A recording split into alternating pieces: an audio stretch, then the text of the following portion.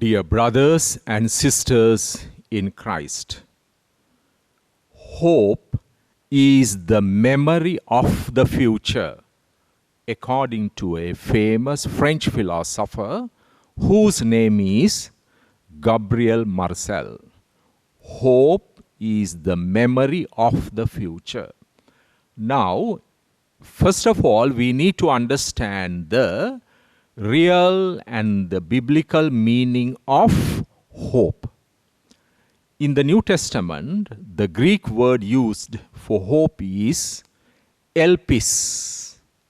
So what is really the meaning of this elpis? First of all, we need to make a distinction between hope and expectation. Most people get confused about these two terms. Most people think when we talk about, especially when the Christians talk about hope, they think that is sort of an expectation. Although they are in a way related, but they are not really the same. First of all, let us examine the nature of expectation. An expectation means it's within the human horizon. It falls within the human horizon. Let us take an example. Let's say a friend of mine would borrow some money from me, and he would promise me to return it by the end of the month. And the end of the month came, he did not show up, not even a phone call. Even if I try to reach him and try to phone him, he is not answering, he is not responding. Of course, then I will get disappointed. I will get frustrated with my friend because he did not keep the promise. As humans, we are weak, we are limited, we are finite. Therefore, in a way, we should not be surprised by such incidents. So now, can you see? What I had in my friend was an expectation, although it was a legitimate expectation. Of course, I had a right to expect that. But he broke the promise. He did not keep what he promised. Therefore, I got frustrated in the process.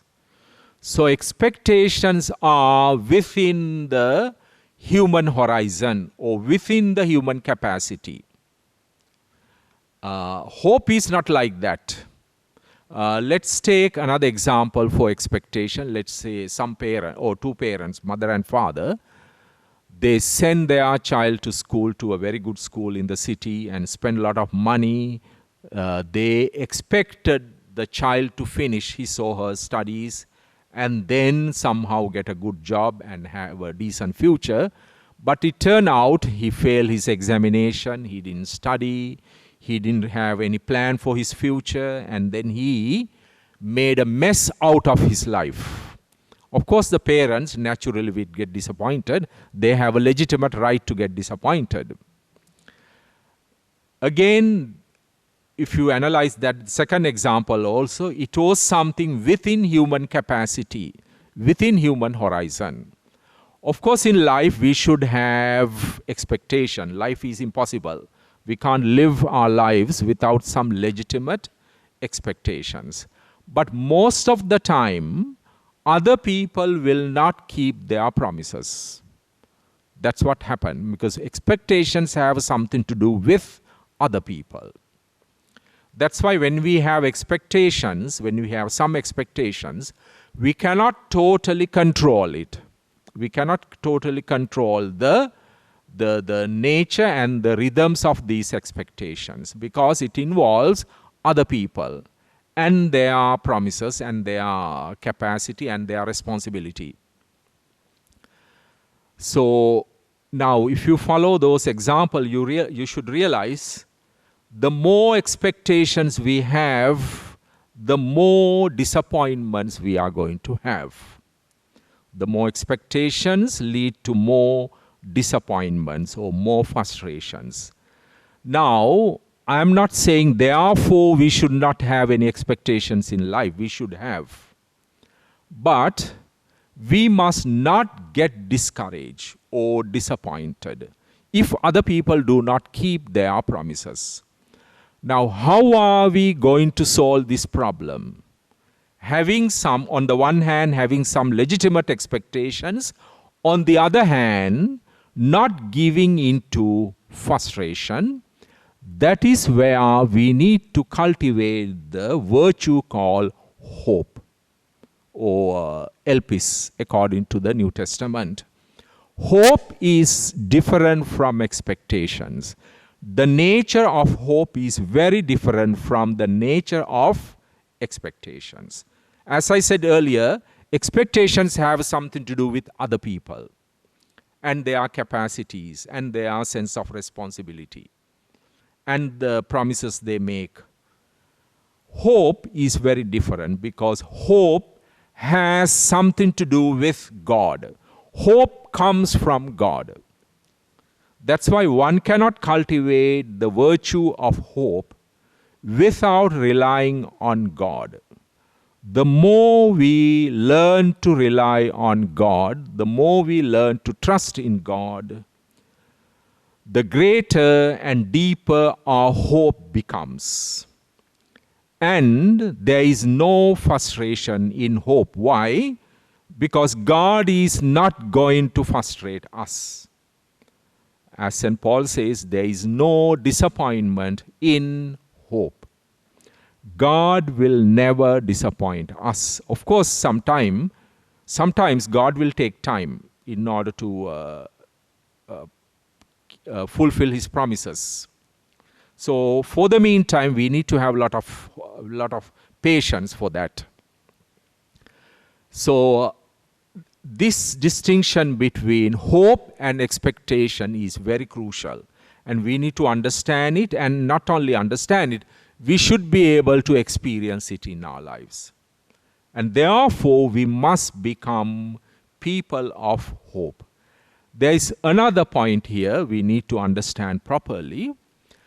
The hope we have is always in proportion to the faith we have in God. Actually, they are interrelated.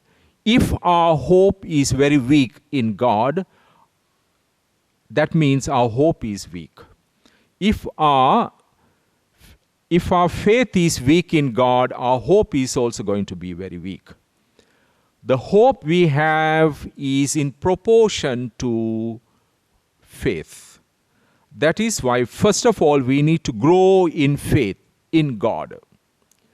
The greater faith I have in God, the deeper my hope in God. So if someone is struggling with faith in God, that person should ask more and more faith from God. So God is going to give it as a gift. Actually, faith is a gift we receive from God. Faith is not something we manufacture or we create by our own strength or by our own intellect or whatever the skills we have. It's a gift we receive. So once we receive, we need to maintain it. We need to cherish it. We need to somehow strengthen it, deepen it. In order to maintain our faith, we still need the help of God, continuous help of God. Then not only we receive it from God, but also we rely on Him in order to maintain it. So what will happen in the process? Our hope grows. There is another aspect to that. Actually, hope means also faith directed towards the future. If I have faith in God at this moment, if I have faith in today the day, I mean, in this moment, I could also have faith in tomorrow and next week, next month. That means I hope about my future. That means I have hope about tomorrow and the day after and the next month, next year, etc. So that's why they are interrelated. They are like the two sides of the same coin. So if one easily gets frustrated, if one easily gets disappointed, the problem is in his or her faith. So one has to ask faith from God. Not only that, one has to maintain with the grace of God, maintain one's faith.